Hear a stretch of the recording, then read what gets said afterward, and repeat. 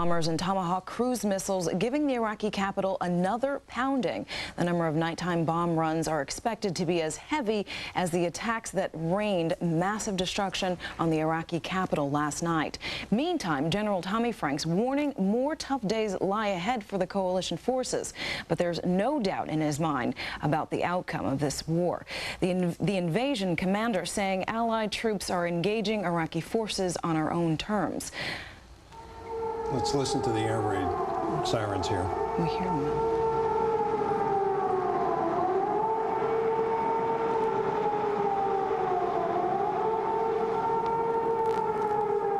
Baghdad once again with the sirens flailing, and reports earlier in central Baghdad of somewhere in the order of a handful of missiles. Those are the reports. We have not seen any as we've been watching here over the past hour or so.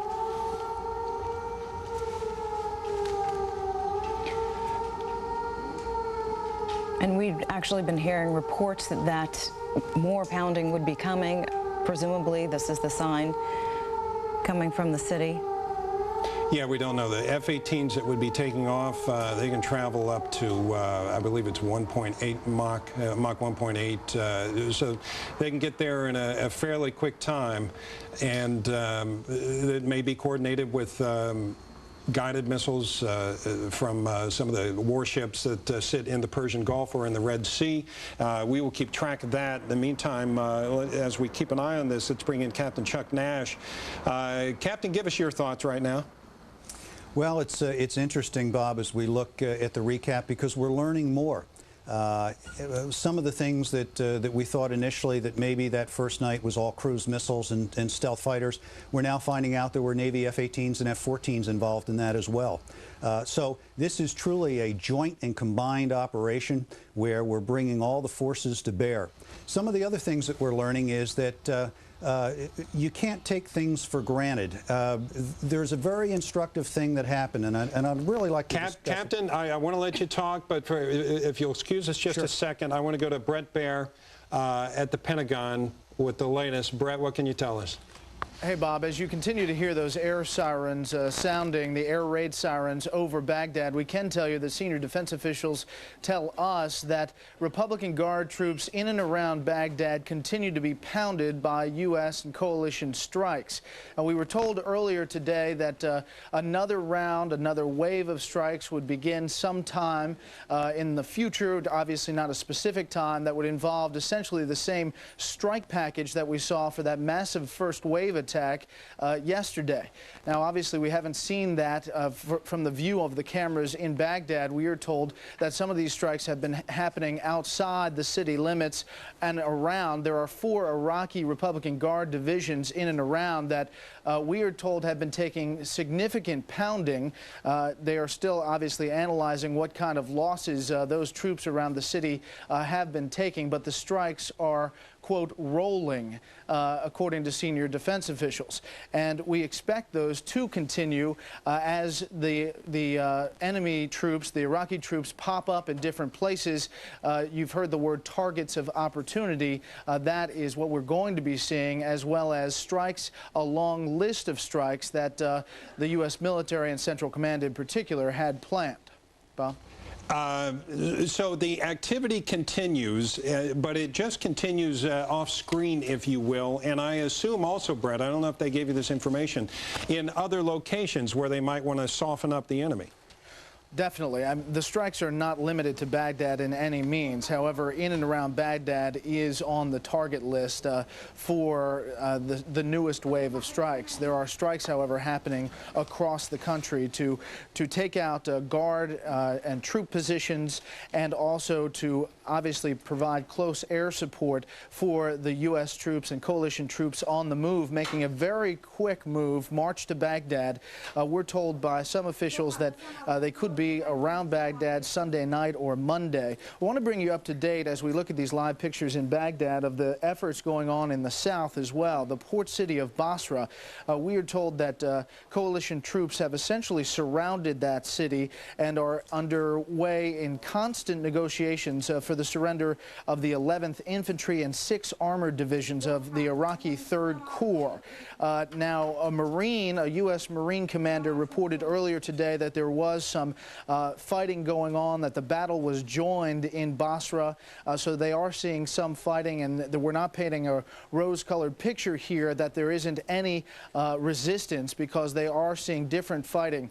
We can also report that the 3rd Infantry Division, earlier we had a report from Sky News, a reporter who was embedded with the 3rd Infantry Division, that a rocket-propelled grenade hit a Humvee.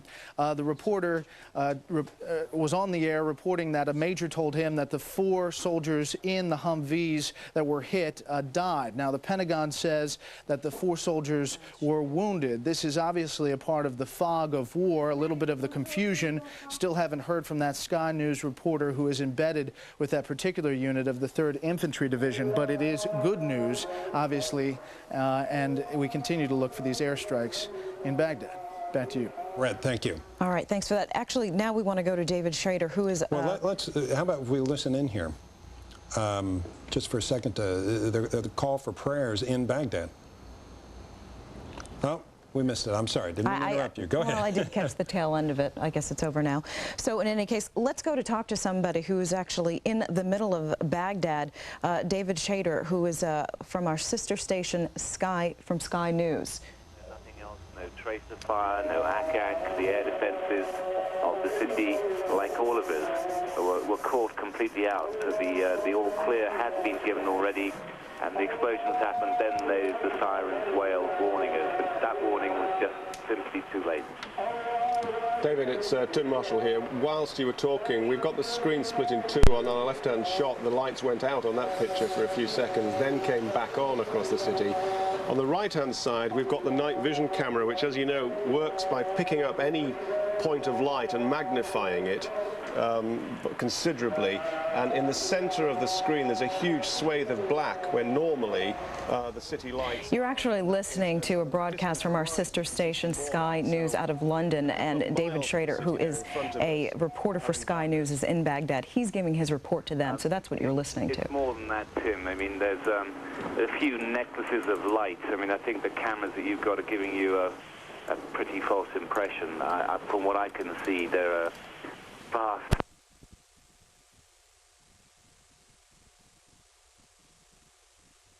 Good afternoon, everybody. First of all, I'd like to welcome Major General McChrystal, who is the Vice Director for Operations of the Joint Staff. I won't quite say volunteered, but he's going to help us out on the briefings. On a very sad note, I'd like to offer the condolences of the Department to the families and friends of the U.S. and coalition forces who have died in the first 72 hours of operations. The Americans are Major J. Thomas Aubin, Marine Corps, Waterville, Maine; Captain Ryan Anthony Beaupre, U.S. Marine Corps, Bloomington, Illinois; Corporal Brian Matthew Kennedy, U.S. Marine Corps, Houston, Texas; Staff Sergeant Kendall Damon Watersby, U.S. Marine Corps, Baltimore, Maryland; Second Lieutenant Terrell S. Childers, U.S. Marine Corps, Harrison County, Mississippi; Lance Corporal Jose Gutierrez, U.S. Marine Corps, Los Angeles, California; excuse me, and Lieutenant Thomas Mullen Adams, U.S. Navy, La Mesa, California. We are all very proud of these people, the U.S. and the coalition forces, who are performing with incredible courage and skill and dedication. They're doing an outstanding job, and they're imposing some devastating impacts on the Iraqi regime. Although much work lies ahead, and you'll hear us saying that repeatedly, coalition forces are making considerable progress. The oil fields in the south are being saved to benefit the Iraqi people. Coalition forces have the key port of Qasr and are making good progress in Basra. The Iraqi forces, including some leadership, are surrendering and defecting in some numbers. I think we have a few recent images here. It is only a matter of time before the Iraqi regime is destroyed and its threat to the region and the world is ended. As we've made clear from the beginning, this is not a war against a people, a country, or a religion, and the Iraqi people who are welcoming coalition forces are clear evidence that they know this to be true. As operations go forward, we will continue to take extraordinary care to protect civilians. Our targets are military, and we continue to urge civilians to stay home and away from military assets. Additionally, we are prepared to provide as much humanitarian aid as required when and where it is needed. Very sadly, we are also aware of the reports this morning and this afternoon of journalists who are not embedded with coalition forces that have been killed and wounded. We can't confirm that for you, and we'll leave it up to their news organizations to provide further details. But it brings me to a very important point. As we've said many times, the situation in Iraq is fluid. It is quite dangerous. There are combat operations underway in a number of areas. We ask all news organizations to exercise restraint, especially with their journalists who are out there operating freely, and ask them to exercise restraint. There are risks. Combat operations are moving in a fast and unpredictable fashion. The coalition forces will, of course, exercise extreme care whenever there are non-combatants. However, reporters who get between coalition and Iraqi forces put themselves at extreme risk. And finally, I'd like to repeat a caution about the operations overall. As successful as they have been thus far, and as confident as we are about the inevitable outcome, we know challenges and difficulties may still lie ahead. General. Thank you, Ms. Clark. I, too, would like to extend my condolences to the families of our British allies and those of our families who've lost loved ones in combat over the last days. Operation Iraqi Freedom continues. A-Day began yesterday at 1 p.m. Eastern Standard Time. The goal of the air campaign is to neutralize Iraqi leadership, suppress missile threats to our forces and Iraq's neighbors, support our special forces operations, to target Republican Guard, Special Republican Guard, and Iraqi intelligence service operations, as well as be on call for combat air control missions for time-sensitive targeting. More than 1,000 sorties were flown against several hundred targets across Iraq yesterday. More than 400 Tomahawk cruise missiles were launched from United States Navy and British ships and submarines. Additionally, about 100 air-launched cruise missiles were fired, and several hundred precision-guided munitions were dropped by coalition aircraft on targets throughout Iraq. On the ground, coalition forces continue the main attack towards Baghdad. Ground forces have reached more than 150 miles into Iraqi territory and have crossed the Euphrates River. Coalition forces are advancing north beyond An-Nasiriyah. As General Franks mentioned, there are between 1,000 and 2,000 Iraqi soldiers who have surrendered and been taken into custody. And although numbers are hard to determine, we've seen significant evidence of many Iraqi soldiers simply abandoning their equipment and leaving. Clearly, Operation Iraqi Freedom is moving forward. The success to date is a product of meticulous planning, effective integration of air, maritime, ground, and special operations forces, and the impressive accomplishments of the soldiers, sailors, airmen, Marines, and Coast Guardsmen of the coalition. But the operation's not over. There's a long way to go in much of the Iraqi armed forces, highlighted by 6 Republican Guard divisions and Special Republican Guard divisions, who may still fight. So we must remain prepared for potentially tough fights as we move forward. That said, while the progress and timing of the operation remains impossible to forecast, the outcome is not. With that, we'll take your questions. Bob. General, you referred to the 1,000 to 2,000 approximately Iraqis in custody.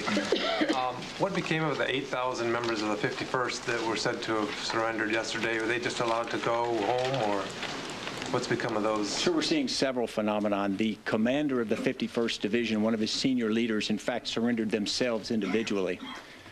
We also see soldiers essentially leaving the battlefield or melting away. The unit did not surrender en masse.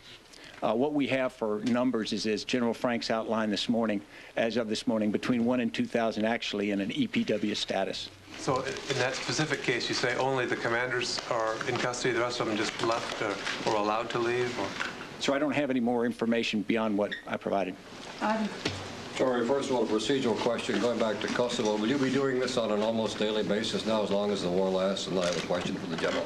For the foreseeable future, but we'll see the level of activity and interest. But for now, that'll be the general game plan. Try to get CENTCOM to brief early afternoon their time, early morning our time, and then someone from here early afternoon.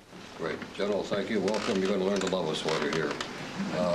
Question, you say that the forces have crossed the Tigris. Any other major... Euphrates, sir. Pardon. Another river. Just another river, right. Any other major land barriers before these troops get to Baghdad? And what's an ETA on the outskirts of Baghdad? Can you give us any idea at all? Sir, trying to predict the conclusion of the operation or reaching Baghdad would be impossible at this point. The forces have moved with impressive speed thus far, as we outlined, and the product of that is where we are. That said, whenever you actually execute a plan, the enemy gets a vote. We've still got significant Iraqi forces in front of us. They may fight, they may not. If they fight, there could be a tough battle to be taken. So trying to predict a time would be really difficult. And barriers? I just add on to that, General Myers, I think yesterday, was the one who said, we're making good progress. There are still a lot of unknowns out there, and I've already picked up a tendency to look and seek for hard and fast benchmarks. We won't be predicting those, and we will be constantly cautioning as much progress as we are making, bad things could still happen. Just the first part of the question, any more natural barriers, or are they just going to be speeding across mostly desert towards Baghdad? So I don't want to talk about the operational details of their route. They've crossed the Euphrates very, very successfully.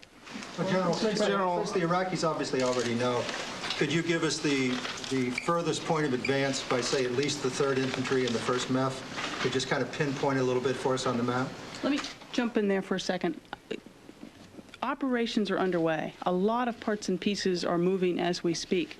And clearly, strategic surprise isn't something we've got. There is still tactical surprise, and we're going to try hard not to stand up here and paint a picture for the Iraqi regime of exactly where we are and exactly what we've got going at any moment in time. I just mean ballpark. Sort of even ballpark. Brett. General, you singled out 6 Republican Guard divisions and Special Republican Guard divisions, the most loyal troops, some of those obviously in and around Baghdad. We understand they've been targets. They were on the target list. Is there any assessment on the troops around Baghdad of what you're seeing with that resistance right now? So nothing we can pin down at this point. We're continuing to gather effects of the operations to date. If I could follow up, Tori, yesterday Secretary Rumsfeld said the Iraqi leadership is essentially losing control of the country. Is there more? Can you characterize it further today on command and control, what you're seeing and hearing? It's really more of what he was talking about yesterday. They appear not to have a lot of control over all the parts and pieces you would expect them to. There seems to be confusion in the command and control, and I'll leave it at that. Thelma. All along, Defense Secretary Rumsfeld has, before this ever started, warned that it could take 6 days, 6 weeks, or even 6 months. And this morning in the President's radio address, he had again warned that this could take a long time. I wonder if it's time to remind the American people that this may not be wrapped up any time in the next few days. It could be a considerable period. I wouldn't put a time frame on it because we just don't know. But we've said from the very beginning, even well before the start of military operations, there are a lot of unknowns. There are a lot of bad things that can happen, and we'll take it one day at a time. And the only thing that is of great certainty is what the outcome is, the end of this regime. Tori, regarding the journalists who have been killed, any information that would suggest that they died as a result of U.S. military fire?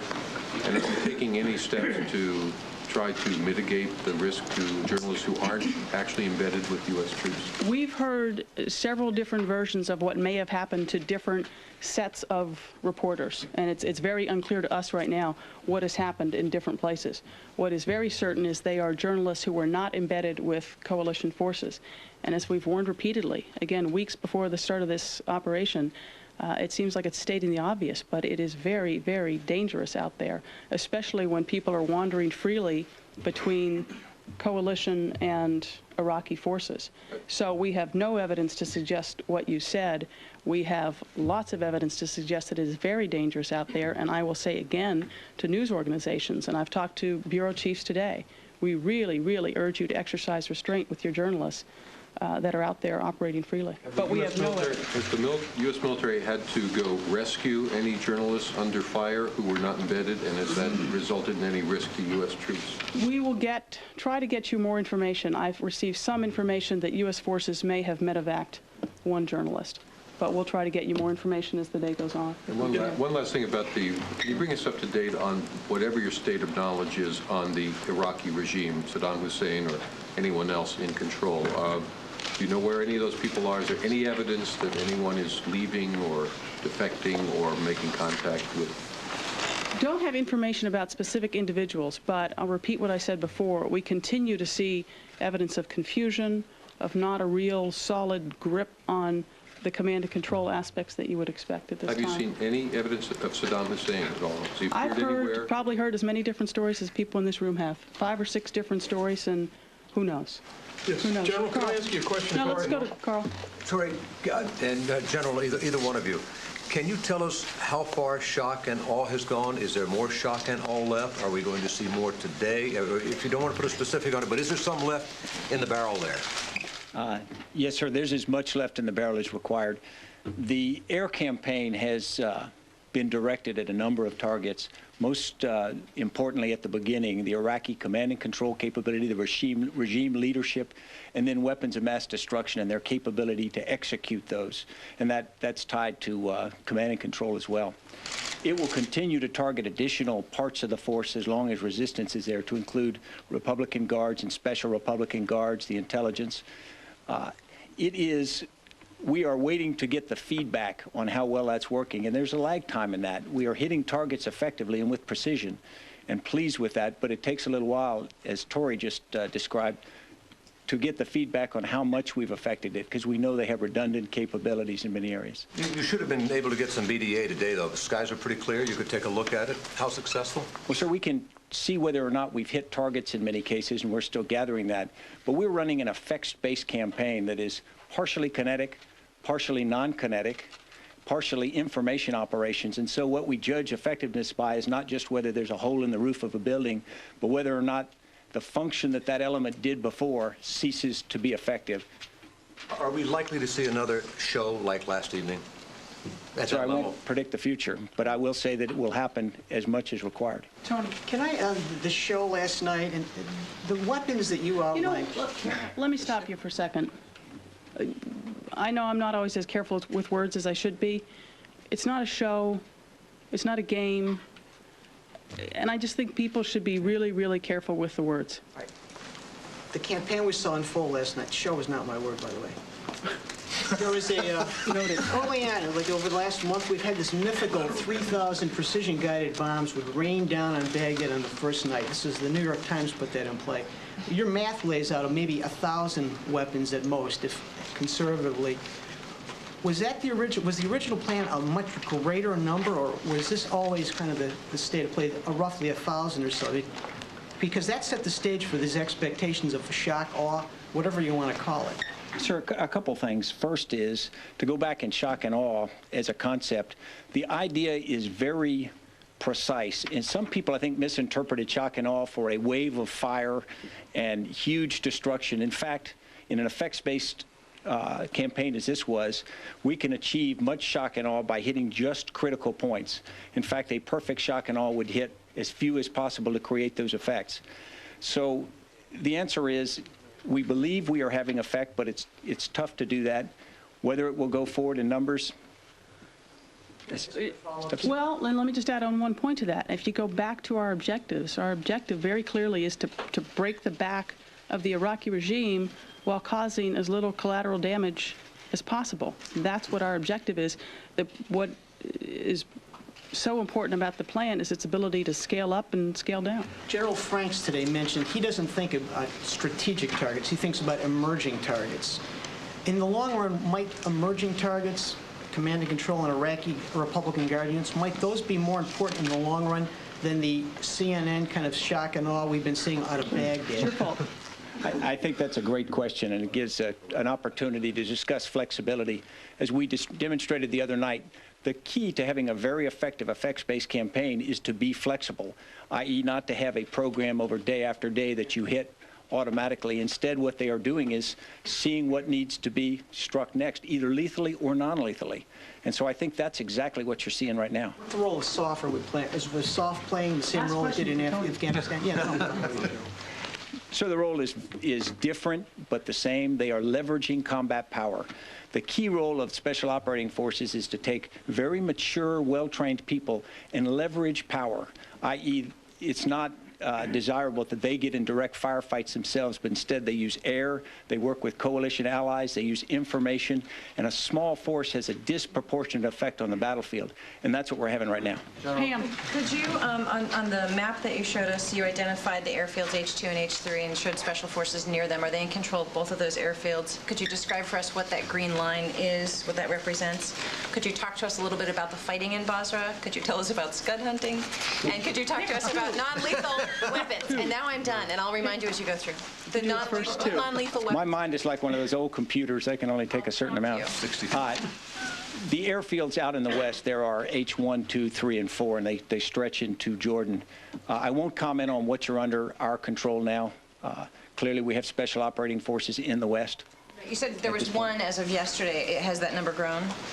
I won't discuss. There are still forces operating, and I think we put them at risk if we talk too much about exactly what they're doing. Okay, and the green line that was on the map, what did that represent? It has a sign that says green line. That is the line between the Kurdish control part of northern Iraq and the remainder of Iraq. And I'm sorry, the scud hunting, how's that going? Or have we seen scuds launching, or are we finding scuds? Well, we've seen no scuds launching, and that was what I was involved in during the 1991 war, and it was a combination of ground forces and air suppression over, and then, of course, intelligence. We're doing a different job of it this time, but so far there have been no scuds launched, which is very positive to date. You don't any evidence of that? Mr. Basra and... So you got 2.5. But everybody's interested. Go ahead, you can ask her question. Can you talk to us about the strategy of dealing with a large city like Basra and then basically sealing it off once you have destroyed the organized force and then moving rapidly beyond? Same strategy today in al-Nasiriyah. The risk that you take of having potentially a hostile city behind you, several of them, as you stretch out your lines of communication and resupply. High-risk strategy? It depends upon the situation, sir, and I'd let General Franks characterize it in each case. Clearly, we try to avoid combat in cities because of the effect on civilians and potential damage to infrastructure as well. In cases where we can bypass or isolate and continue the operation forward and hope then that that element or that location falls without pitched combat, I think that's in everyone's best interest. And the commander on the ground weighs whether or not the enemy forces in the city are any kind of threat to his lines of communication. But aren't you leaving a boiling pot behind potentially if the reception of American forces is different than you hope it's going to be? You leave something that can interrupt your resupply, something that can hit you from the rear? So I wouldn't speculate. I think the commander on the ground really has the field to make the assessment in each case. And they also have the ability to scale as needed and appropriate. Barbara. General, we saw some early morning bombing over Baghdad at dawn Baghdad time. Should we take from that that you're now confident enough that you've taken down the air defense system enough over Baghdad and over Iraq to have daylight bombing? Ma'am, we have the capability to operate anytime. We still respect the air defenses in the Baghdad area. It, of course, as you know, was known as the Super Missile Engagement Zone, or MEZ. But the air defenses there are an integrated system of air defense artillery, radars, command and control communications, and surface-to-air missiles. If you can take down parts of that and degrade it, then it gets more feasible to operate effectively in day or night. We are still respectful of what they have. And if I could also follow up, Secretary Rumsfeld yesterday again spoke about communications that elements of the administration had with Iraqi leadership. and that was key to your decision-making on going forward in the campaign. If they were to surrender, that might be a good sign. Has there been any sign beyond the Republican Guard that you spoke about that any member of the senior leadership in Iraq is responding to the overtures from the Bush administration? I'd say two things. One, for quite some time now, with a variety of tools, the President of the United States speaking very openly, the leaflets, the commando solo, a variety of ways, a variety of conversations and discussions. We've been communicating with the leadership saying, end this now. Save your lives, save the Iraqi people's lives.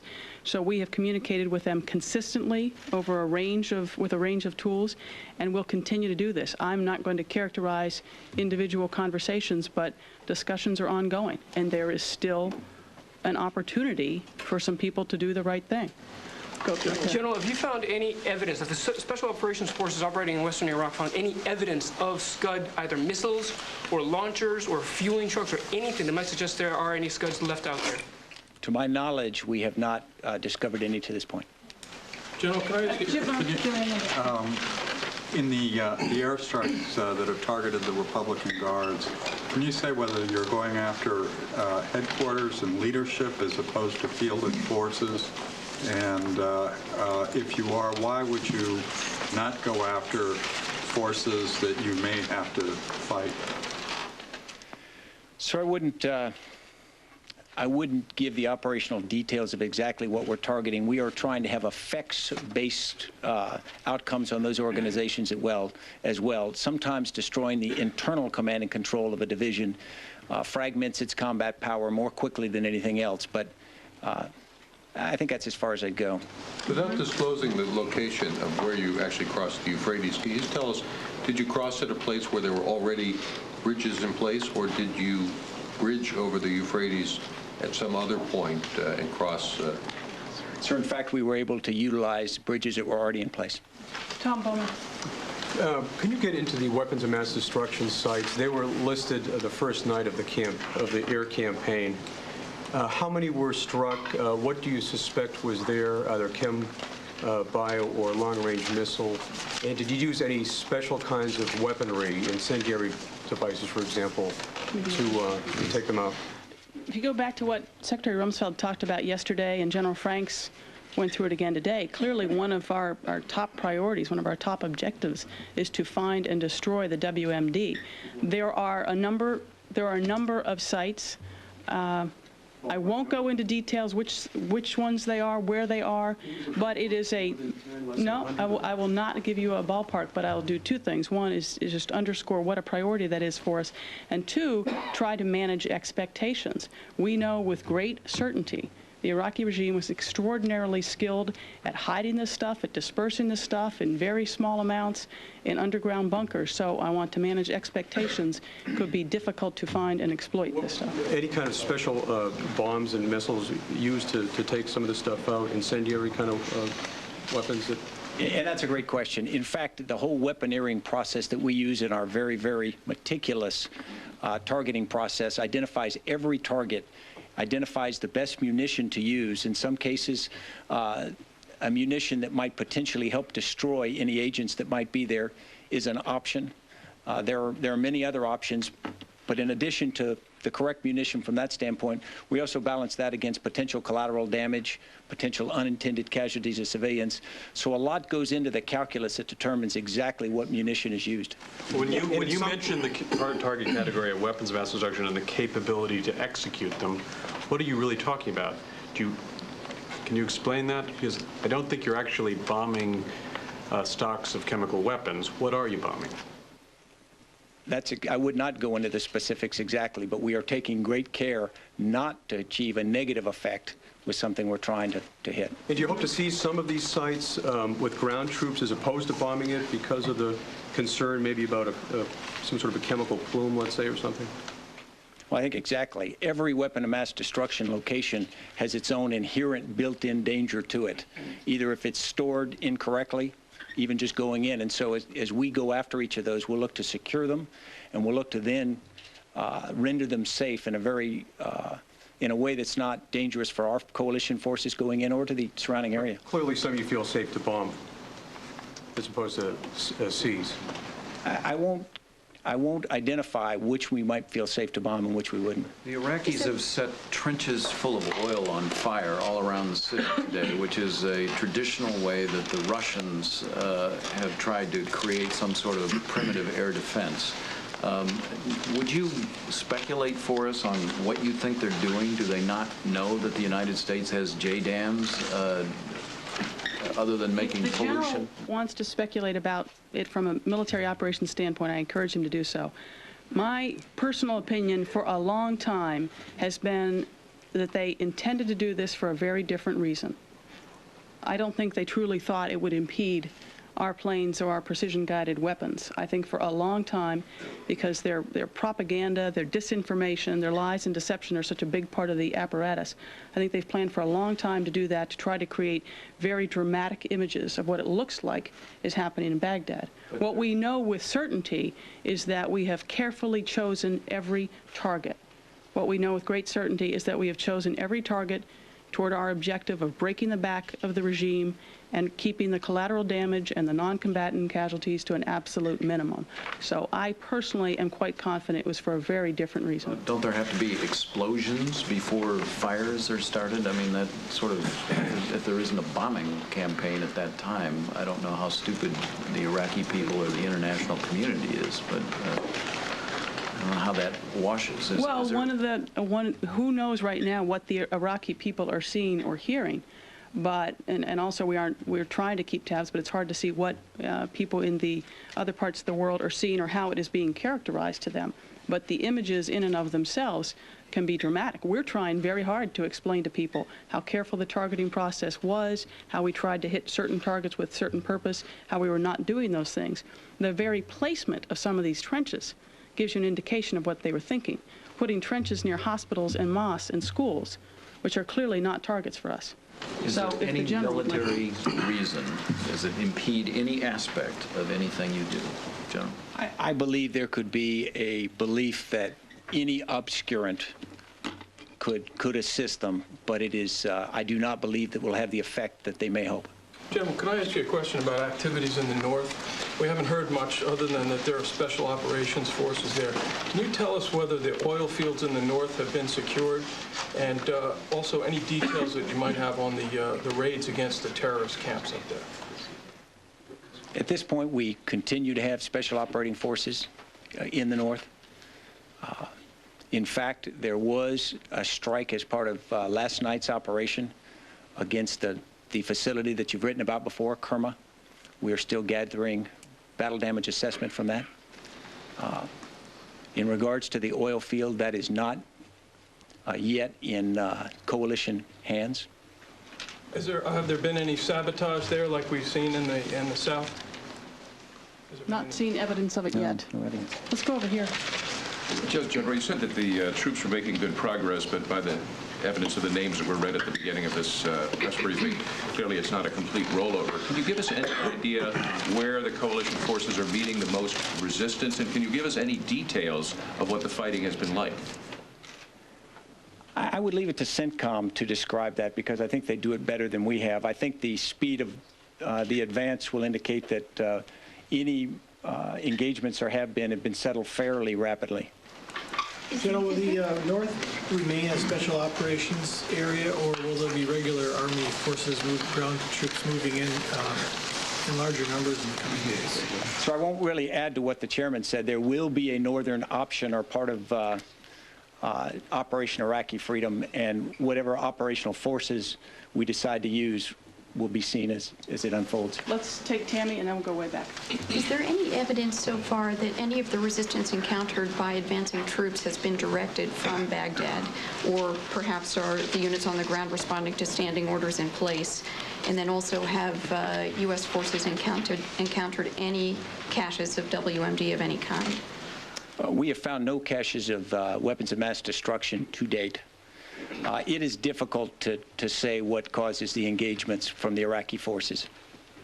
Way in the back. Tori, and for the general, is Is it your belief that Saddam is the only really cohesive force holding the Iraqi defenders together? In other words, that the demise of Saddam or the demise of his leadership circle would translate automatically into immediate evaporation of resistance? Or is there some scenario where you could see Saddam going away but the fighting continuing? I'll try, and then you can follow up. As I've said before, who knows about Saddam Hussein? There are 5, 6, 7 different reports about what his status might be. Clearly, we're having an impact on the leadership. As I said before, and the Secretary has said repeatedly, there is confusion. There doesn't seem to be the vigorous, robust command and control direction that you would expect. So clearly, we're having an impact on the leadership. And I think we'll just leave it there. More about the strikes on the Ansar al-Islam in the north. Could you tell us the extent of those were cruise missile strikes and whether also airplane strikes? So they were Tomahawk land attack missile strikes that went into the Kerma facility. Troy, what about those 4 KIA that were reported today? Has that been sorted out whether there were 4? Mixed reports. Don't have anything for you on it.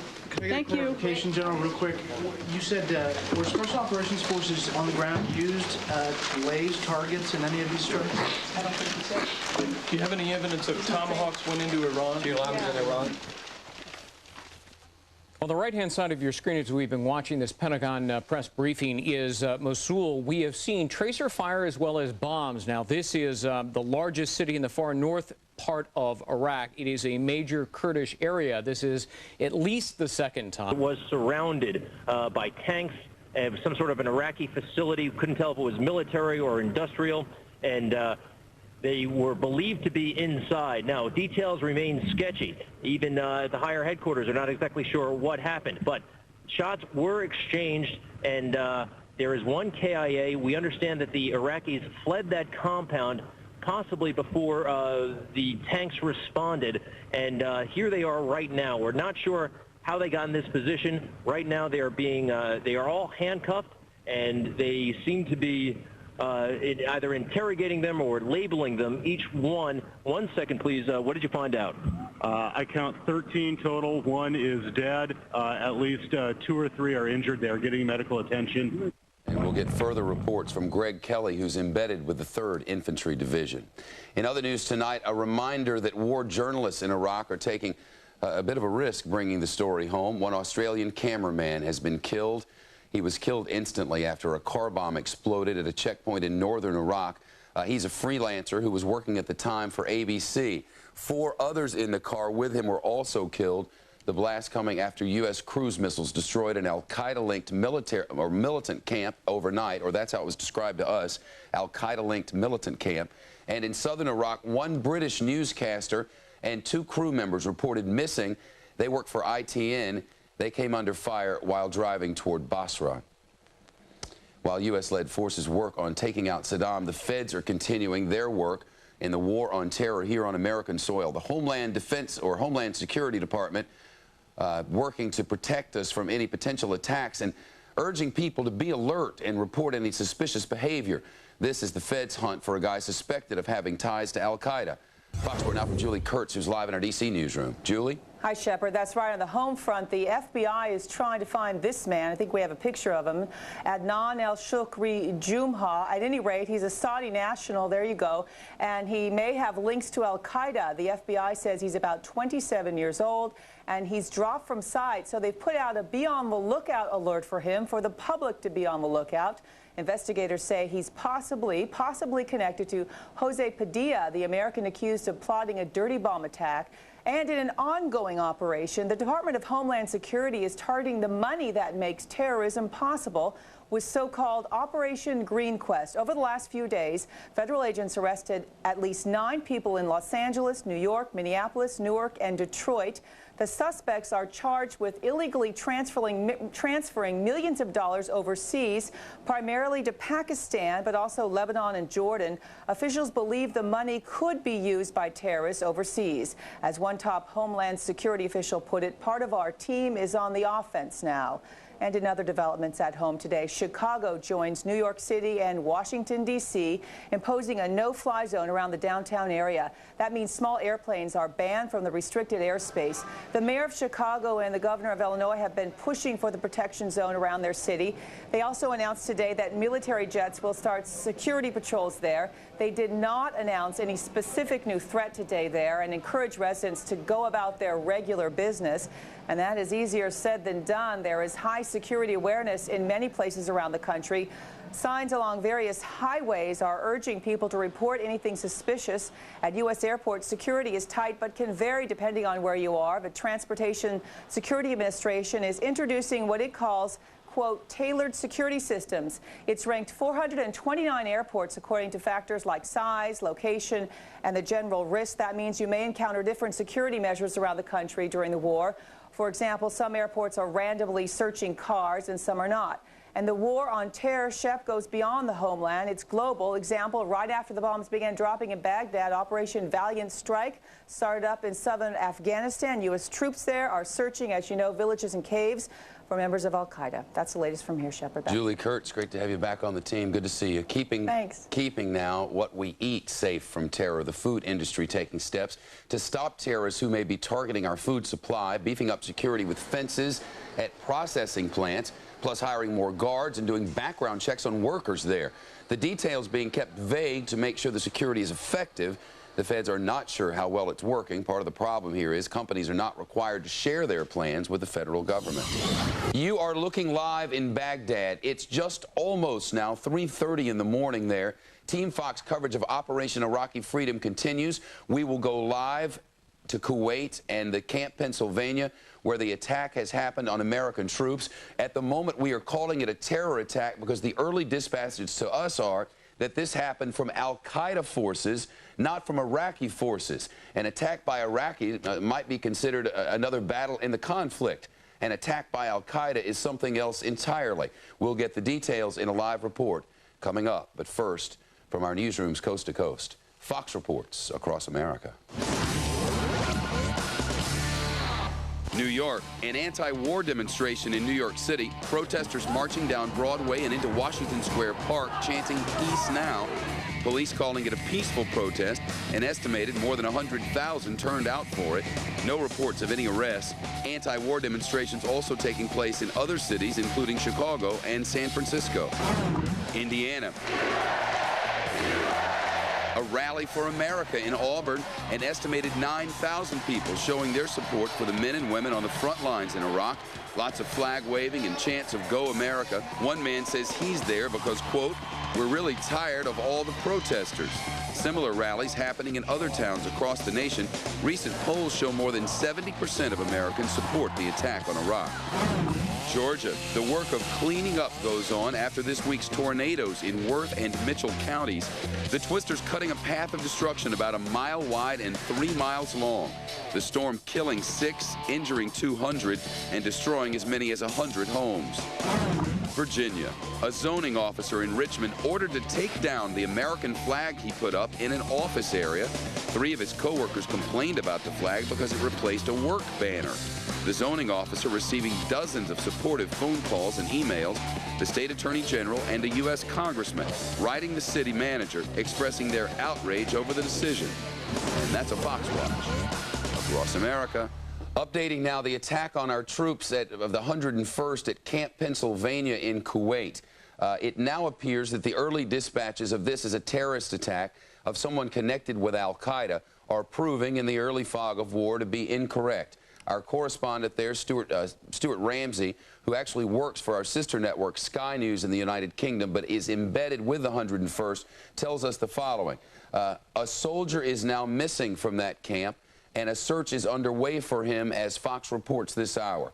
Ramsey suggests this may not have, in fact, been a terrorist attack because the 2 original suspects have been accounted for, and they have now been said to be translators, folks who were working for the 101st there to translate the local language into English. So the latest as we know it, 6 people are injured, 6 of our members of the 101st who were inside this tent at Camp Pennsylvania in Kuwait. They are getting medical attention as we speak. In addition, 1 soldier, as he is described, is said to be missing, and a search is underway for that particular soldier right now. We are told by the military that folks who have family who might be with the 101st and concerns about such a thing have a phone number they can call. The military also insists that notifications are made as quickly as humanly possible. We'll have much more on this in a live report from Camp Pennsylvania the moment we can establish that link.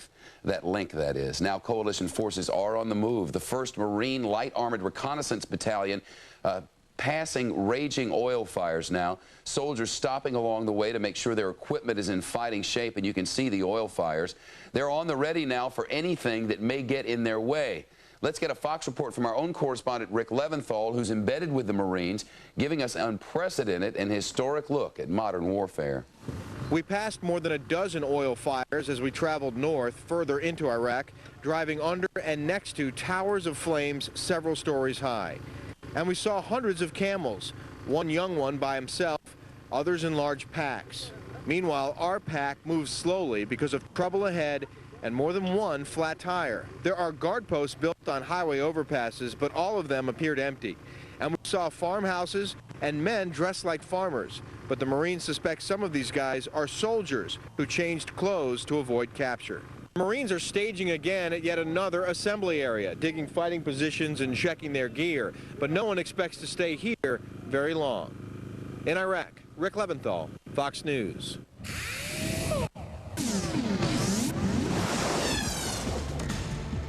It's the bottom of the hour now, and time for the top of the news. The 101st Airborne coming under attack at its base in northern Kuwait. What we were describing as terrorists, now people who are being described to us by our correspondent there as two translators, sneaked into the camp and rolled grenades into a tent and opened fire with small arms. That, according to witnesses on scene. The attack wounding 10 soldiers, 6 of them seriously wounded, and 1 soldier now said to be missing, with a search underway. Iraqi state television airing footage that it claims shows Saddam Hussein today meeting with senior leaders today. Fox News cannot confirm those dates or the authenticity of the tape. The regime says it's working on plans now to deal with what it calls the aggression, one of Saddam's top advisors labeling coalition forces a gang of war criminals.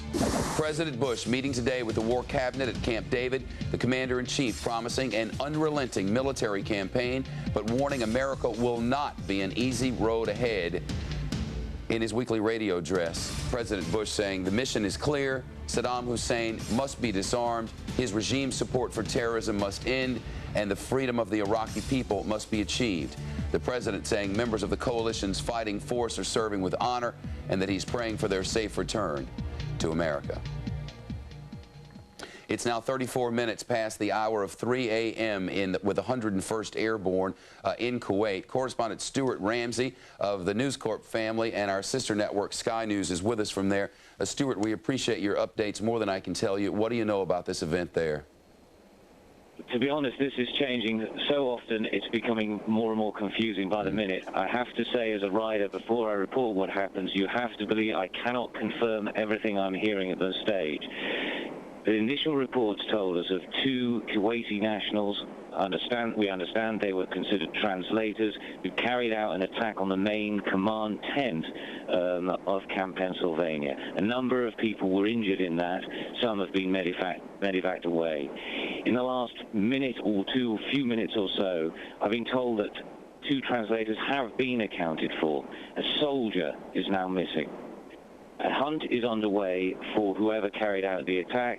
The soldier is missing. The inevitable conclusion are that it could have been carried out by a soldier himself. Now, this we do not know at this stage. It is very, very confusing, but that is certainly the working assumption that the patrols are out in the field around the camp looking for. They are not, at this stage, I understand, looking for any more Kuwaiti nationals. However, that could change.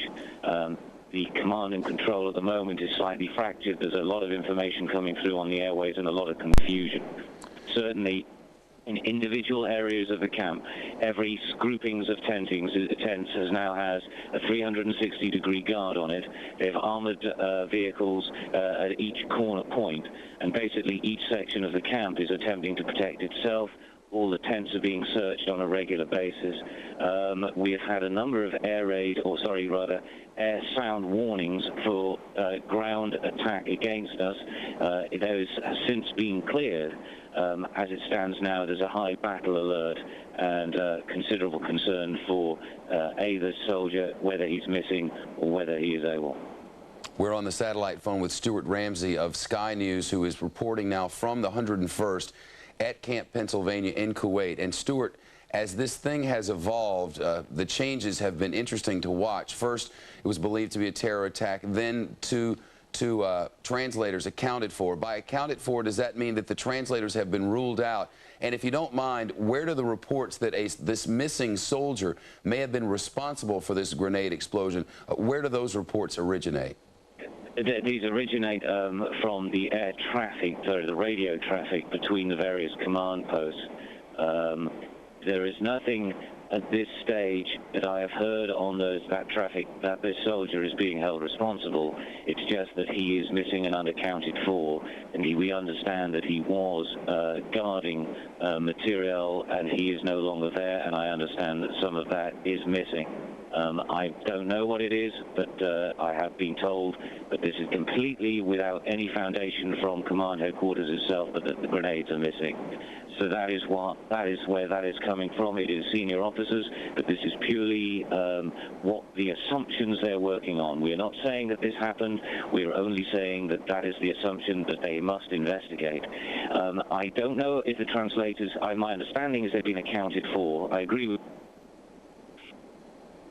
the satellite phone breaking up for just a second. Stuart Ramsey, are you still there?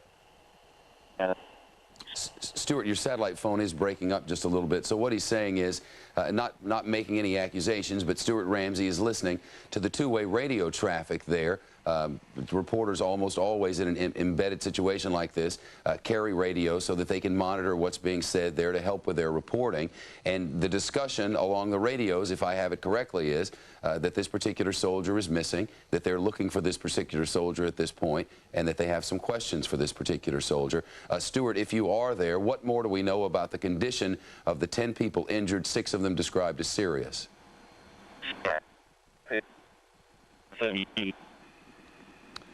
Well, satellite.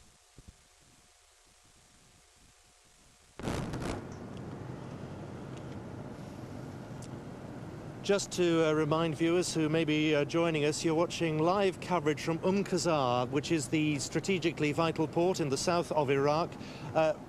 Thought to be under coalition control some 12 hours ago. We have in the last hour been reporting live from this firefight as coalition forces came under attack.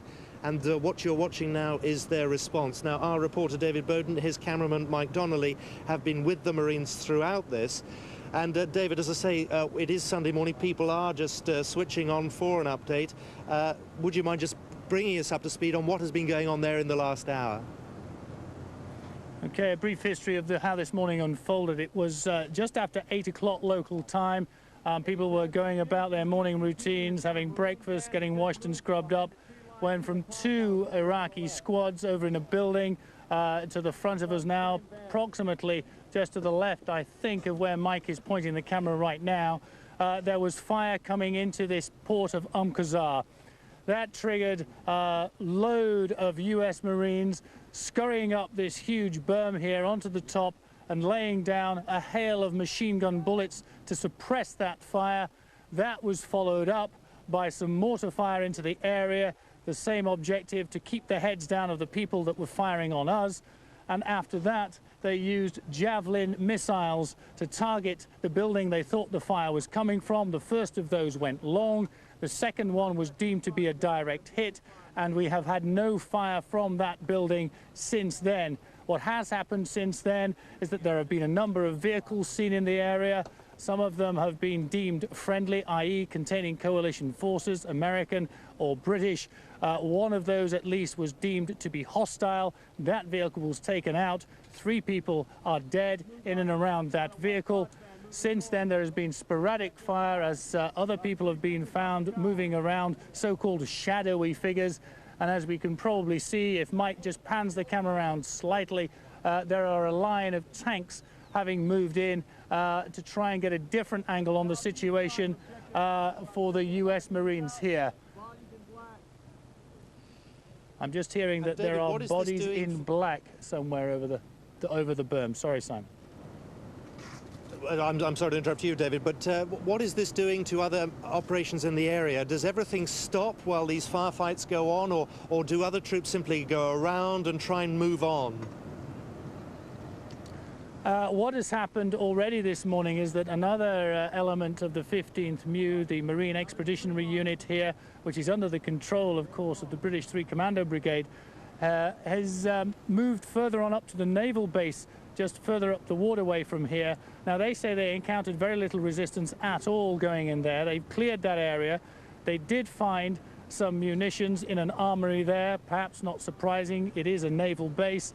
They also found barges with sea mines on them. The fear was that what the Iraqis might do is just unload a whole bunch of these mines into the waterway as a sort of leaving present as they withdrew, and of course denying that area then to shipping coming in, both military and perhaps more importantly in the long term to the humanitarian aid vessels who will want to use this port. So there has been progress this morning, but of course everything certainly here has stopped while this situation is dealt with. Everything is being done to make progress at the best pace possible, but there's no point in moving on if the situation here has not been resolved 100%. This is Brian Wilson in Washington, Fox News Washington. We are watching coverage from our sister news organization, Sky News, which broadcasts largely into Europe. They have reporters near the port city of Qasr, where you have seen and you've heard an update. Apparently a firefight broke out. Now, we have been told this port city was largely under the control of coalition forces, but apparently in Qasr and in nearby Basra, there are still some mop-up operations underway, and that appears to be what we are witnessing now. Let's go back now to our coverage from Sky TV. We have Pete MacDonald, who is a Sky engineer. We have Simon Walker, who is from the Times newspaper, a photographer here with us, and a Telegraph writer, Tim Butcher, who is also here with us. We have moved with 3 Commander Brigade headquarters pretty much everywhere they have been deployed. The way we get this back to you, obviously we have a camera and a microphone.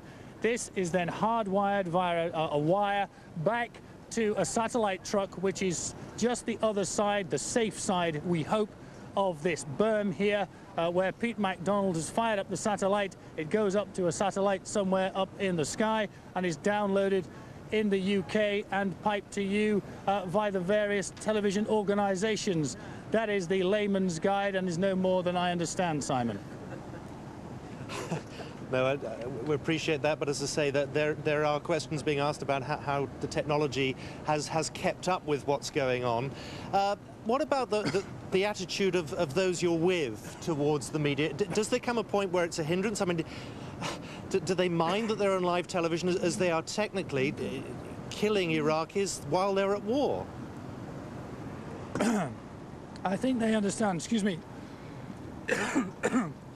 I think they understand that in the 21st century, I apologize for my voice, I just tried to drink some water, it went down the wrong way. In the 21st century, the media is very much at the forefront of influencing what people think back home, be it here, be it back home in Britain, be it back in the United States and everywhere else across the world. They see that the best way of getting the message across, undiluted if you like, unfiltered, without the spin, is to let the camera teams, the journalists come with them and say, look, you are free to report what we are doing as it happens and report on what has happened. The only constraints we have are we are not allowed to report for operational security reasons what we may know about what is going to happen. So whilst I've been questioned numerous times about what happens next, what are they going to do, what is the next task, my life and the lives of all these people around me may well depend on that being kept a secret, and I, for one, am not about to divulge that. But notwithstanding that, we are allowed to film pretty much anything and everything. David, clearly we're still looking at an assessment of the situation. What are you hearing? Yeah, there is a civilian white vehicle has just moved into the area. I don't know whether at this moment in time it's deemed hostile or is full of friendlies.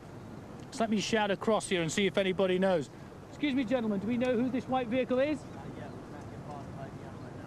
I don't know whether you heard that. Not yet. We're trying to get positive ID on it right now. One of the U.S. Marines just told me. And that is the hold-up right now, is it, David? That's it. It's very much stop and start. There is no point, and there would be a lot of outcry, I suspect, in living rooms across the world if it was seen that these Marines were simply opening up on anything that moved. That may well be a non-hostile vehicle. It may well have friendly coalition forces in it. Apparently there is some talk that we may have an ambulance coming into the area at the moment.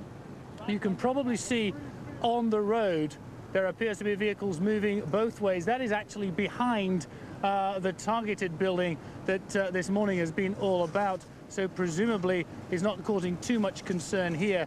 It's what is happening almost in the foreground, if you like, that people are dealing with here. David, of course, we've been looking now at troops lying in the sand with their rifles for nearly an hour in what is becoming an increasingly baking sun. I mean, what are the conditions like, and how do they get through this? It's very hot, as you say, Simon, as you know. They're trying to take on water. Every now and again an instruction will go out saying they can drink 50% of their canteens, get some water inside them. Dehydration is very rapid in these conditions. A lot of these men have got their MBC suits on, their anti-chemical weapon suits on as well as all their webbing, the weapons they are carrying. It is not easy to operate in these conditions when there is nobody firing at you. It is more difficult, of course. Adrenaline will be pumping. There is a life-threatening situation here. So it's very, very difficult to operate in these conditions, certainly for the soldiers. This is Brian Wilson at Fox News Washington, just to bring you up to date on what you're watching. This is apparently reporting from our Sky News sister operation near the port city of Qasr in Iraq. This is actually a port city that had been reported to be well under U.S. control about a day ago.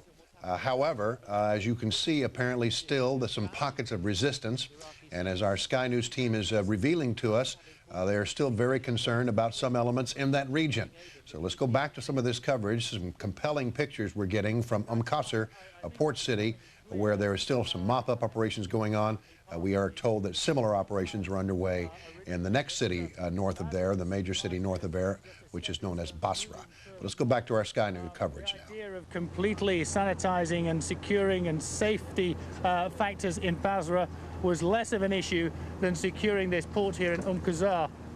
The tanks appear to be moving, I'm being told now. You can probably see it. I don't know whether they have been told to move in or whether they're moving in just to find out what is happening. Again, I'll try and see if I can get some information here if you hold on to a second. Do we know why the tanks are moving, guys? Okay, we don't know up here why the tanks are moving in, but it's fairly obvious. You can see it for yourselves that that line of tanks is moving in very slowly towards where that fire was coming from earlier on this morning. I have to tell you that for probably the best part of an hour or so now, there has been no fire out of that area. There have been a number of vehicles sighted. They have been checked out, assessed whether they were friendly or hostile, and at least one of those has been taken out, and we know that there are 3 Iraqis dead in and around that vehicle. So you're seeing it unfold here. You know as much as I do now. The U.S. Marines here on this berm do not know, certainly as far as we can ascertain, exactly what the orders are for those tanks. It's looking to me, as I look over, as if they may... There was a word there about the tanks. I didn't quite catch it. Just bear with me 1 second. Do we know what that guy said then?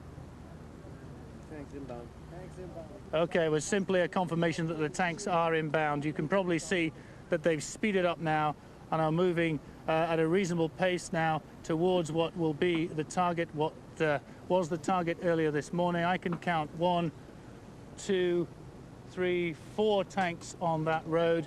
The first one, is moving more quickly than the others they appear to be in holding. They all appear now actually to have stopped apart from the second one.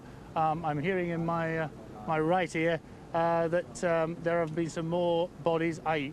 people, sighted moving around in the area too. So this is obviously the final push towards. I'm being told now that there is a vehicle, I think it's a vehicle that is flying the Iraqi flag. I don't know exactly where that is. I don't know whether Mike can see it and whether you can see it. Obviously very, very difficult here. A lot of information coming in from various sources, and what you are seeing is a fairly sizable proportion of it, but obviously not everything. Difficult to know exactly what is going on now and what stage of this entire operation we are now at, whether or not it is about to be brought to a close or whether very much we're still in the middle of it here, Simon. David, Al Jazeera television is quoting Iraqi sources as saying that there is a counterattack, an Iraqi counterattack on two fronts. Presumably this they would count as one of them. I mean, how does that sound to you? Are we talking about an isolated incident, or is there an impression amongst the forces Simon, that are with you Simon, that let me interrupt you. Simon, let me interrupt you. Let me interrupt you. We're about to have the tanks firing in there. I'll be quiet and you can watch it happen.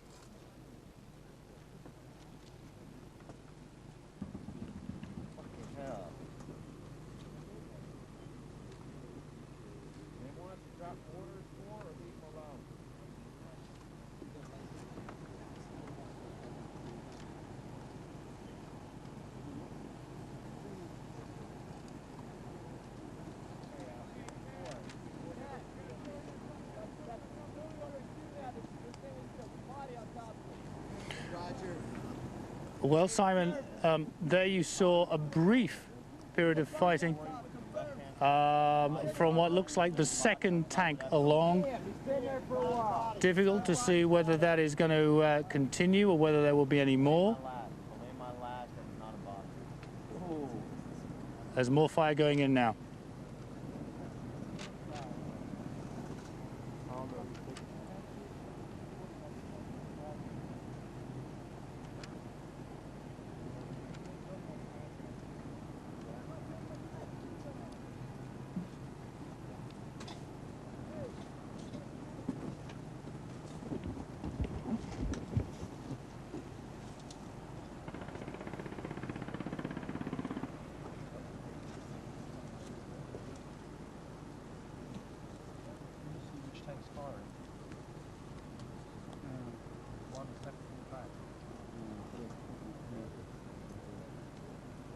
The front bus.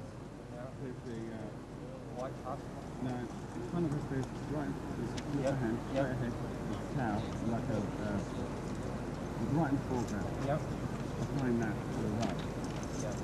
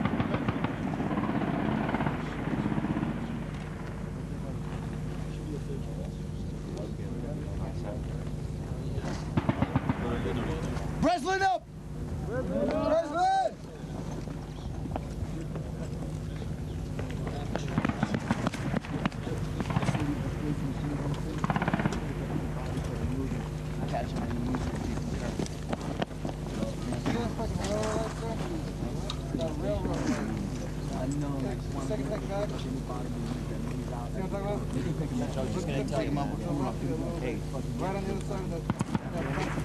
the way up.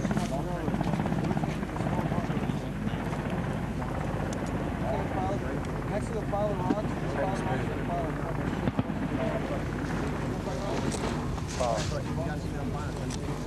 my guys are down there against the big stand. And they got fucking shit put down there scanning. What building are you talking about? Nobody knows. We go from the corner of that yellow wall all the way across the front. Roger, good to go. Okay.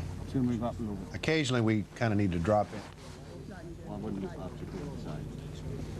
Yeah, sorry.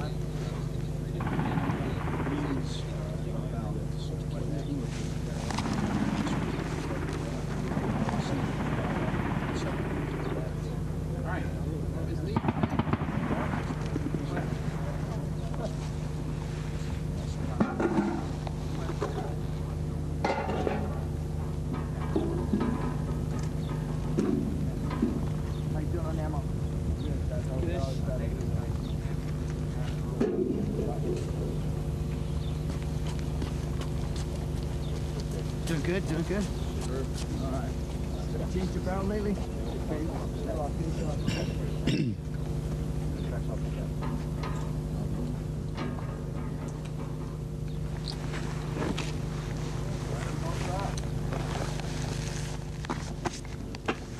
He's still lying there.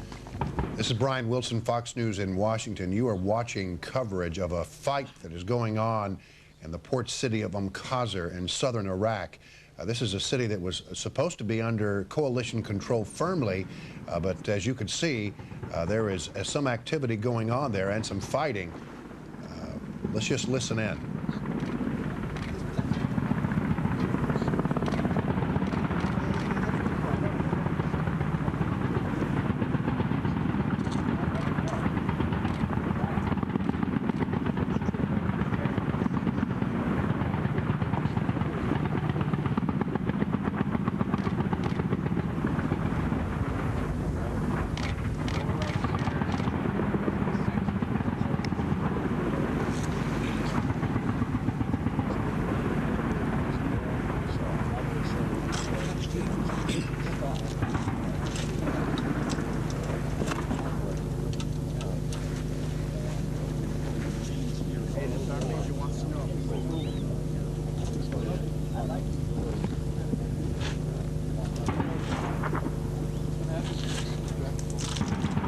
Sergeant Major wants to know, does anybody want to read the list? Are they going to do my re-enlistment on TV right now? Jet engine.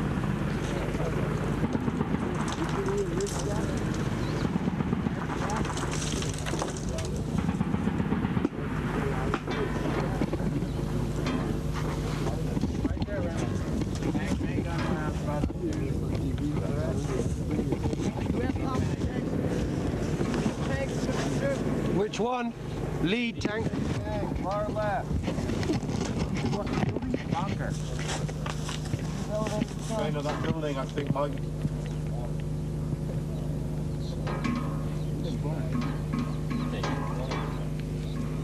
Don't take you that long, tank. Come on.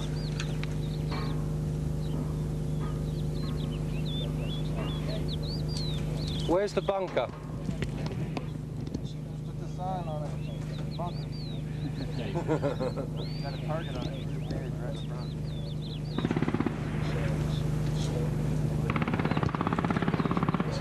That sandbag bunker was with them.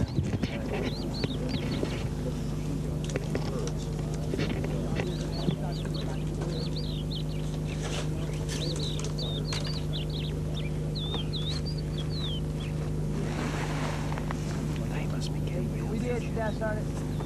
What? What's that? You heard the pop shot. Did you? 3rd platoon captured 4 D-30. Roger, we've got confirmation now coming from the line, over. Can I just ask you what's happening? Roger, right now we just got a confirmation that we've got some pop shots. I guess somebody's trying to return fire with the tanks onto the tanks, over. I believe the first tank is about to take a shot right now. There we go. Apparently there's somebody back there apparently that wants to keep going. There go the heavy rounds. Hoorah. I was just speaking to the staff sergeant. They're saying that the tanks would take their fire inside the building. I believe one of them We've got a set off 120 rounds. Somebody coming down here. Somebody's trying to shoot back at the tanks from back there right now. I think that's fine. What's that? No, not flashes. In that building. Audible. Shot all tanks.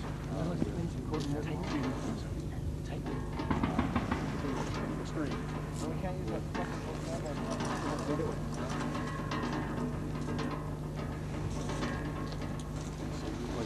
Now we have a large yeah, he's getting one now. Pete. Pete recording in the van. Does that need changing? It's not on fire. But that round. Is Pete recording it in the van? Yes,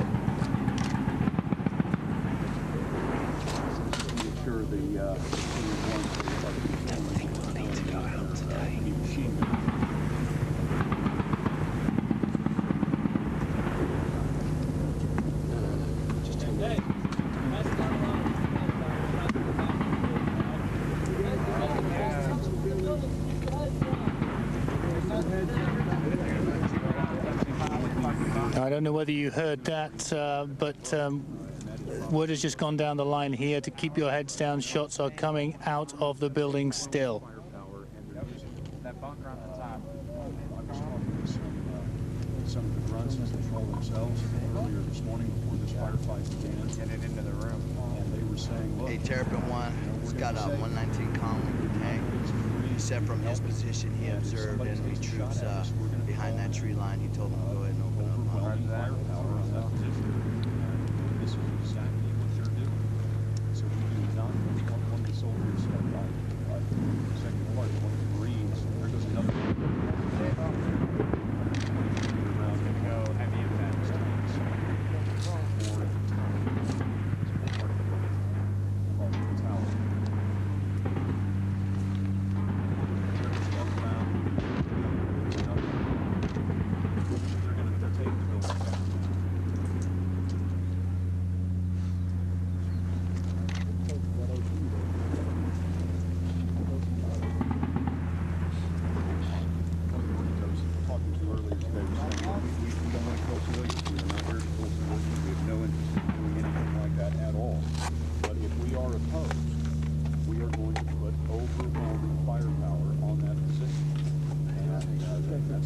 Exactly what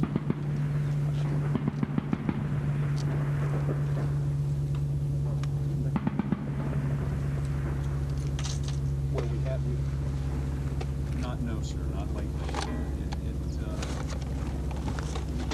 Had definite movement in that area, which is what we were firing at from our position an hour ago. But not since the M1s were Bob, it's Simon. Hello, Bob. I'm in the middle of a firefight, mate. It's really kicked off somewhere at the port. It's been going for the last couple of hours. Are you watching it? Yeah, well, I'm in the middle of all that. So, just gearing you up, really. Yeah, of course. Gearing you up for it. You're going to get loads of stuff. The tanks are taking place apart now, frankly. It's been a bit fun and games. But some nice stuff. So I'll let you have that later, but once it's all over, which might be, a few hours from now, right? It's just going to change. Yeah, Yeah, of course. I had real problems yesterday with the Sunday Times. You know, lots and lots of great stuff. But I ended up having to wire half of them around it and then sort it out. Their modem was jumping on it. But I won't have the same problems today because it won't work. All right. All right. Well, you're watching Sky News Compulsive Viewing. I think you'll agree as we monitor live that live pictures. Firefight, that gunfight in Qasr with our... This is Brian Wilson in Washington. You're listening to, you're looking at live pictures from Qasr, where there is a major firefight underway, a mop-up operation. Clearly, there are elements inside this area that are still putting up some resistance. And you've been watching U.S. Marines at work with heavy artillery, heavy tanks coming in to clean out this nest. And there are apparently reports of shots coming back toward the tanks from that area.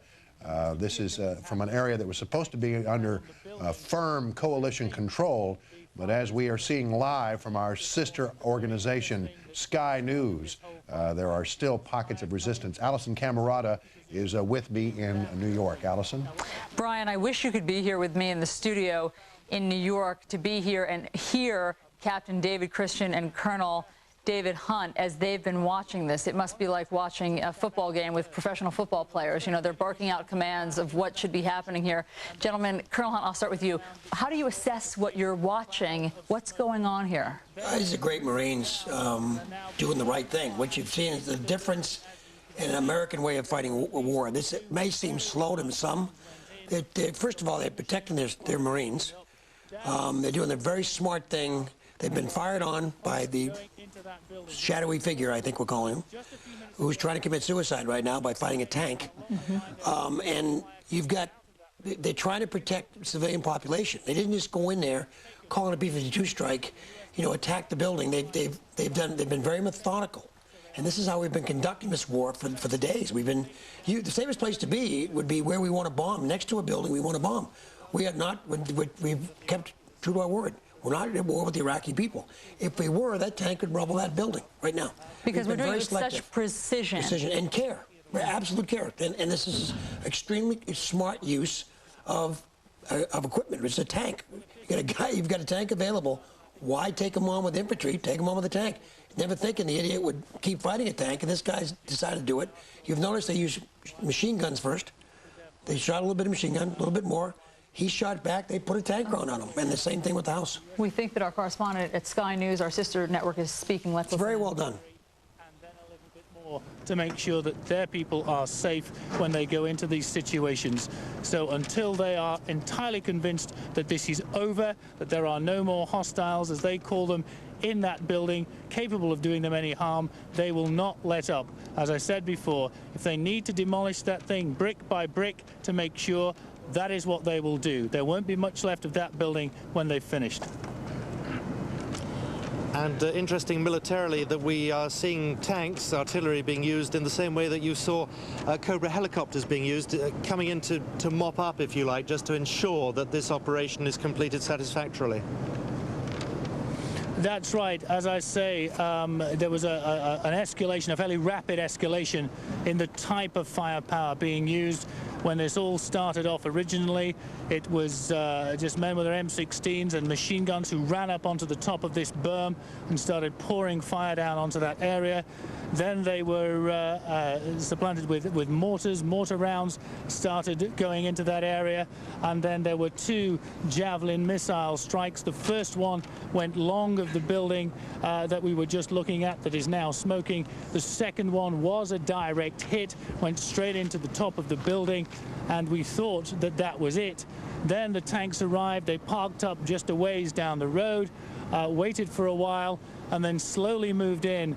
And as the last half an hour or so, I suppose, has played out, we've seen those tanks move into position. They've taken 2 positions out, one in a bunker, a berm similar to the one that I'm sitting in now, where they thought that there was Iraqi fire coming out of. Now they're concentrating their fire on the building that we were watching just a short time ago. But as Mike is showing you the pictures now, we have one of the U.S. Marines with big binoculars getting eyeballs on the situation, trying to find out what is going on there. But until that building is completely clear, till everyone up here is happy that no one is in danger, then this situation will go on. It's 7:10 in the UK. It's, of course, 10:10 out here in the Gulf. And the sun is up, and these soldiers now have been on their stomachs, lying in the sand for something over an hour, and it must be most uncomfortable. Yeah, it's closer to 2 now, Simon. This still kicked off 10, 15 minutes past 8 o'clock local time. We're now 2 hours into it, and it's still going on. I think it points up quite obviously that very small numbers of resistance can put up a whole barrage of problems for a very highly trained, highly equipped unit. The whole mission here has had to come to a halt while they deal with what is probably no more than a handful, maybe a dozen or so Iraqis who have been firing on their position. So whilst it might not be a huge problem in the great scheme of things, these are not vast numbers of people, they have brought this situation to a halt for 2 hours at least. It looks like it's going to go on for a little while longer, and until this area is completely safe, and nothing is to say that this is not the beginning of maybe a series of attacks on this position. This could go on for the rest of the day, perhaps even longer than that, and all the time the next mission, the next task for the 15 MEU here is having to be put on ice. David, you say this could last some time. There are those watching who are going to see all this artillery, all these men ranged against this one building, who are going to say, surely it doesn't need to take that long if they take the decision to just take that building out. I'm not a military commander, Simon, neither are you, but I suspect there are sound military reasons for safety and security that it is being done the way it is being done. It is in nobody's best interest to try and drag this out. It achieves nothing. These people are trying to deal with this in the most efficient, most pragmatic way possible. It's taking this long because it needs to take this long. And I suspect that until they are absolutely sure, they will make sure that they have the upper hand, they have plenty of firepower to suppress any firepower that may come out of that building or anywhere else along this area of operation at the moment. The fact that we have received incoming fire from 2 positions does not mean that there are not Iraqis in other positions simply keeping their heads down, waiting till all this is over, simply to start it all up again. And until we do know that, then these men will stay here on their bellies in the dirt, staring down their rifle sights. David, if Mike Donnelly, the cameraman, can just bring us some pictures of the tanks while you just retrench, if you like. I'd like to bring in Francis Tusa, who's monitoring this in London, our defence analyst. Yeah, I have to Francis, speak to Mike over the air, Simon. Mike, they want you to pan round onto the tanks again and just give us that shot again. Mike cannot hear you. I can hear you, so I'm his on-air director as well. There you go. You've got that shot now. David. Thank you very much indeed. I'll just bring Francis in. And David was using that very important word pragmatic because we've been talking about military plans, but there are no plans when you come across a situation like this. You have to act as you see fit at the time. Local commander will make the decision. Understandable. Bearing in mind the Marines there are what? Certainly 250, maybe just shy of 300 meters away from that house and the positions. Apart from the wall, you can just see at the bottom of the picture there, it's pretty open ground. Would you A, like to try and charge across the open ground, or B, call in tanks? Well, there's, that's a no-brainer. Certainly the amount of fire we've seen, the 2, if they're US Marine Corps, they're M1A1 Abrams, the slightly older generation, they've been using every weapon on board there. The 7.62 gun, which the gunner has under his command. Interestingly, the tanks, if you look at them, the crew has gone in heads up. They haven't battened down the hatches because the heavy machine gun fire was the commander's 50 caliber. He has to be up in the turret to fire that. And then finally, we've seen the main caliber gun being fired on the building and on that bunker. So we're at a waiting game. We did see out of the left hand of those 2 tanks one of the commander getting out and on top of the turret, probably to have a look. So he's obviously relatively confident that nothing was going to be coming out back at him.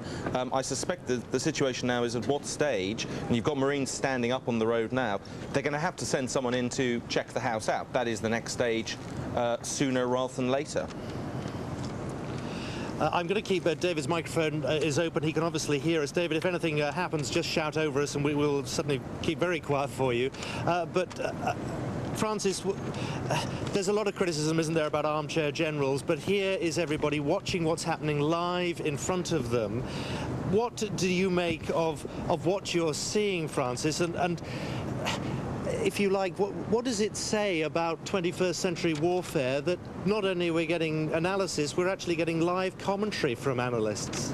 Wouldn't like to be the lieutenant or the NCO on the ground. We've got Farr going in on another position there, hitting a wall where the camera was on there, suspecting that was from one of the tanks, seen another target. Let's put it this way, there was an incident, and this is going back 5 years, in Bosnia during peacekeeping, where, because pictures shown live on air of a riot, the NATO Supreme Commander got patched through to the lieutenant on the ground to give him orders as to what to do. Well, this sort of passage of information is getting, I suspect from the ground commander's point of view, worse and worse. The ability for pictures to be seen this quickly, and potentially, because every single station, as far as we can see, are taking David and his crew's pictures and David's words. This will be on all the screens at the command centre in Qatar and in Kuwait and in the Pentagon and in the MOD, and at the moment everyone's attention is on this piece of southeast Iraq. Let's go back to David, who's in the field, and David, just bring us up to date with what your understanding of progress that's being made is. My understanding is not much greater than yours, I have to confess, Simon. At the moment, I'm trying to attract the attention of the staff sergeant we spoke to a short time ago to try and get an update. When he wanders back through my field of vision, I will try and grab him and get him to give us a couple of words. But it's fairly obvious from what we're seeing that they're not as yet satisfied that that area is completely free from any danger to them. They are still pouring rounds into there.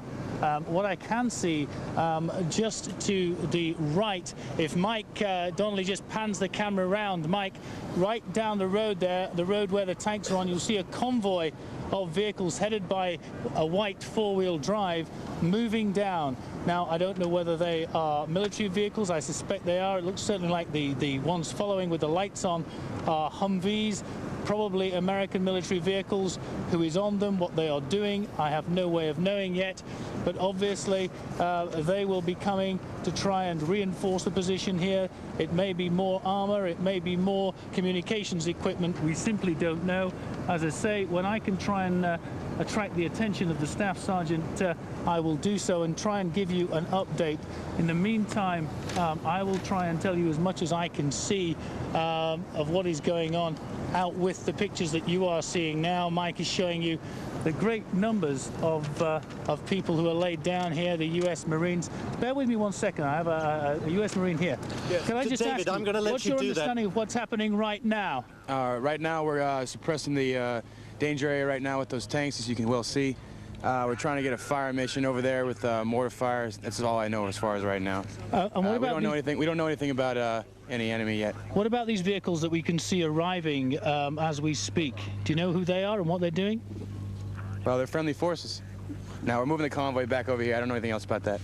Thank you very much indeed. So there you have it, as up to date as you can possibly be from the forces here on the ground. They don't know what the situation is with the enemy in that house at the moment. They're continuing to fire on it and will continue to do that until they are satisfied that it is safe for them to go into there. Meanwhile, a convoy that presumably was heading elsewhere is now being brought back here to the safety of the port area, which is fairly heavily fortified. This berm is a fairly permanent structure. To give you an idea, I guess it's maybe 20, 30, perhaps even 40 feet high, and there are concrete inserts into it. You may remember that when we first started talking, I was standing in it. I'm now sitting on top of it to talk to you. So it's a fairly robust structure all the way along it. At its front leading edge, we have U.S. Marines with machine guns, and of course they're...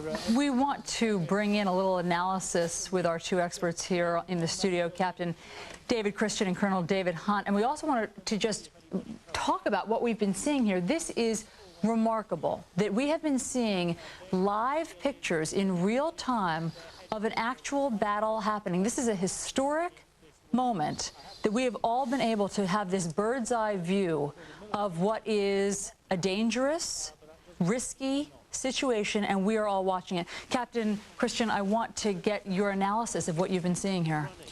Well, they've taken small arms fire, and the first thing you would do is call in support, either tactical air support with marker rounds with white phosphorus.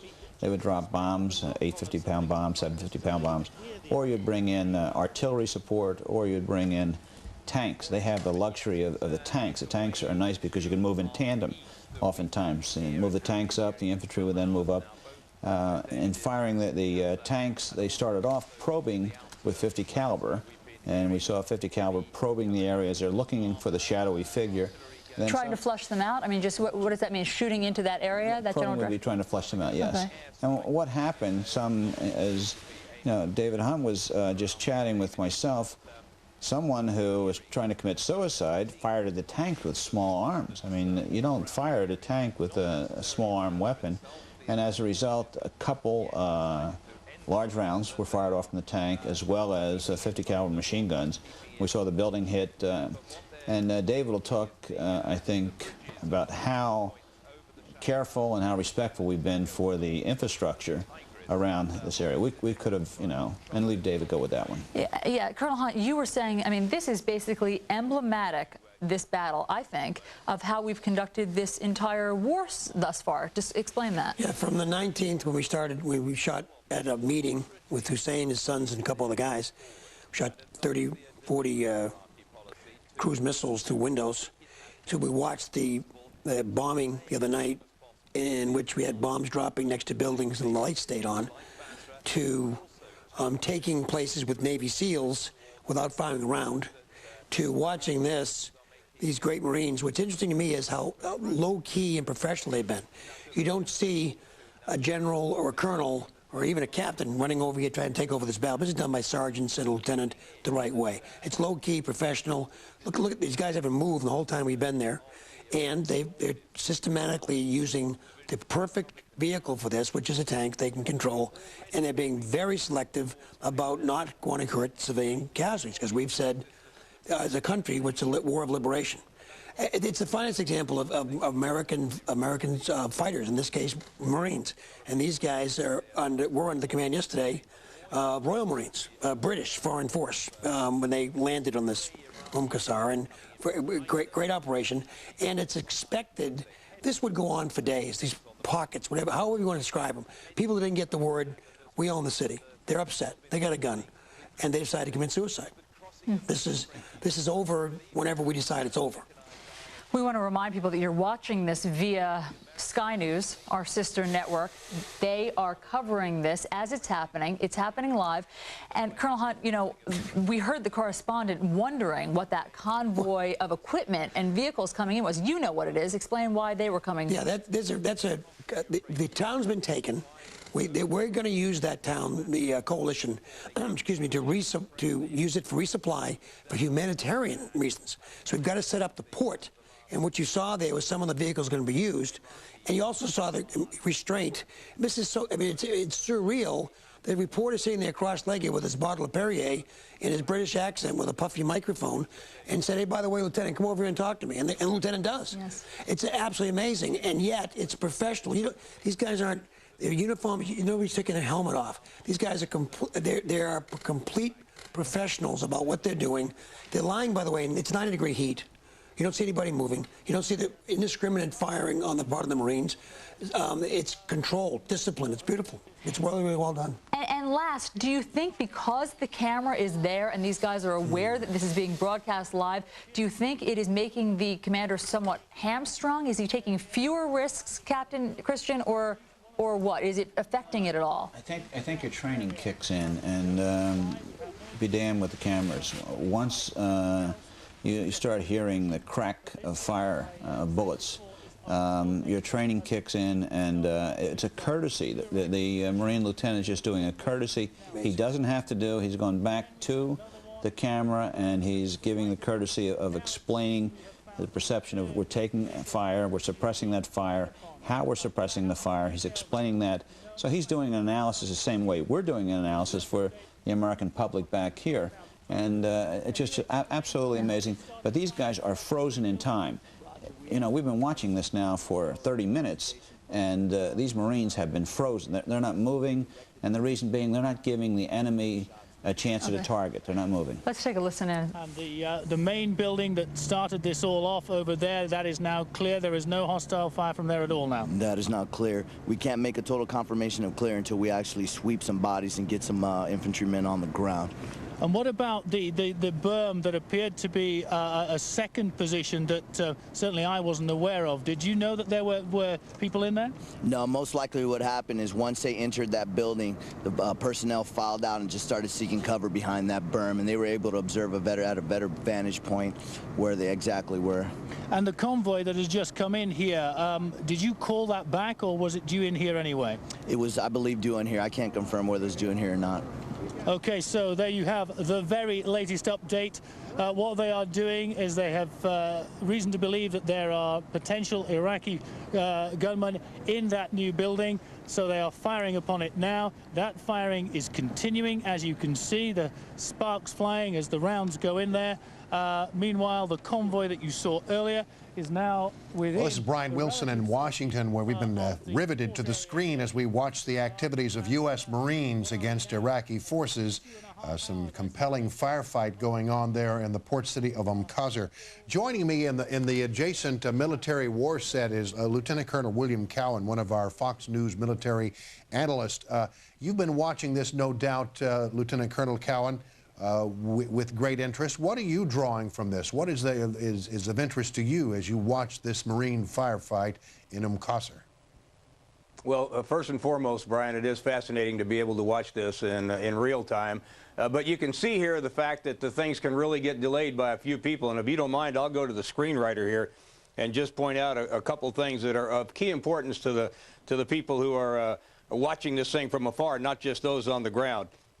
Here we are looking at Qasr, which we felt before we had a good handle on, that we owned. So for the war planners, for the people down there with General Franks, we've got a lot of activity. We're moving our people up here, trying to move in on Baghdad. We've just cleared out Al-Nasiriyah. We've got a lot of activity going on. And suddenly, to our consternation, behind us now, we've got some fighting going on. And this creates a problem for us because we've got to make sure we've got clean avenues all the way up towards Baghdad. We've run into this first engagement. This may be, for some of these kids, the first combat that they've been in. And this is the kind of time when you really want to have the Powell doctrine of overwhelming force. We can't afford to let too often little skirmishes like this hold us up. We've got to jump on them. We've got to isolate these guys. We've got to get them out of the way, and we got to keep moving. So this indicates that we could have some problems as we march on. And based on what you're seeing, the Marines and their performance so far, textbook pretty much? I'd say textbook because they're all down in cover. They called in supporting arms right away. I'm sure Colonel Hunt and Captain Christian, who've both been in plenty of combat themselves, we're all watching this thing, wishing that we were there, maybe feeling we'd maneuver a little faster, a little bit more to the left, a little bit more to the right. I'm surprised we haven't seen any gunships come in to support this thing. Typically what you'd like to do in a situation like this is get some helicopter gunships. Lieutenant Colonel Cowan, let's listen in some, because apparently we're hearing some interesting things being said. So across this field of vision, there are 120 gunmen somewhere in there that will have to be dealt with. This, we are told, from a Republican Guard officer who has been captured this morning by the U.S. Marines. That's the very latest from here. David, the hope has to be that those 120 are shortly going to want to surrender. That, of course, would be the hope all round, certainly from this side of the berm, if you like. But obviously, as we have seen, there are people out there who still have the will to try and take on what is an overwhelmingly much better equipped, much more numerous and much better trained force. They still seem to want to try and disrupt and delay. They are having some success, it must be said. They have certainly delayed operations here by 2.5 hours or so already, and it seems that it will be some time yet before this is over. But of course, this bears out what we were saying yesterday and last night, reports that Republican Guards officers had been sent down here, undercover if you like, in plain clothes, to stiffen the resolve of the regular troops down here who were capitulating in their hundreds. And obviously, to a certain extent down here, that has had some effect. There is obviously opposition to the US and British forces down here. We've seen it this morning in the guise of this firefight, and if this man is to be believed, there are still 100 or so of them out there bent on doing us damage over here. David, thank you for that. Francis in London, a Republican Guards officer in plain clothes. Should we be surprised that he should be the one who gives himself up, or perhaps he understands better than anyone what he's up against here in Qasar? Or captured, but just as a general point, Simon, 120, and we have to assume not badly armed people. This is no longer a skirmish, it's a battle. Generally speaking, to do attacks, and it's not absolutely perfect rule of thumb, but 3 to 1. Well, 120 men there, that's a company, which means to attack it, you need 3 companies. 3 companies equals a battalion. This is no longer a trivial little behind-the-line pocket. It is actually a serious problem, which commanders are now going to have to grip very, very quickly. Call in Cobras, call in extra troops, and as we heard from the staff sergeant on the ground, you can't just shoot up a few buildings and then say it's clear. Someone is going to have to go in and check the buildings. That is the final act of what we're seeing here, is infantry have to go through. So this has become a battle. David, is there any sign there of any air power being brought in? Certainly not as yet, Simon. I'm scouring the air as we speak. I can't see any. I don't know whether any has been called in. I suspect the idea was certainly initially that the tanks would do that job, and as far as we can see, they're doing a reasonable job of it. They moved through that berm. Maybe that was where the officer, the Republican Guards officer, ended up giving himself up or being captured, because as the staff sergeant told us earlier, there were some people who had moved from the building where the initial fire came from to take cover behind that berm, and they were flushed out. Then the building itself has been taken out, and now the focus of fire appears to be another building, which you can probably see there in the picture. That vanilla-colored building looks like some kind of warehouse or something, quite a substantial building, and one of the tanks at least was pouring